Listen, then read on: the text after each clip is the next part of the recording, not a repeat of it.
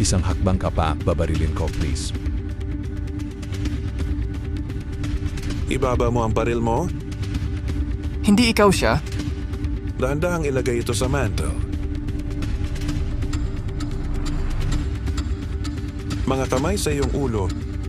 Ilagay mo ang mga kamay ko sa iyong ulo at hinaan ang iyong Who boses. the fuck nagpadala sa inyo mga tanga sa bahay ko? 3 Harold Humphreys. Yan ba ang tunay mong pangalan? Ano sa tingin mo? Nabasa mo na ang iyong mga karapatan. Kinidnap at pinigil mo ang 2 ahente ng federal. Pumunta ka sa bahay ko, nandoon ang mga anak ko. Kaya kong pumatay kaya akala mo lampas ka sa batas. O pasensya na, panayam na ito ay tinapos. Nangunguna ito laban sa listahan ng prioridad ng Loretag na nagsasabing huwag hawakan. Wait, nasa ilalim siya ng protection for Paano mo ito nasira? He's a target. Akala niya mamamatay tao ang mga lalaki. Sorry na Salamat sa iyong taus-pusong paghingi Sino ng ka tawad. siguro ang pinakamabuting huwag magtanong?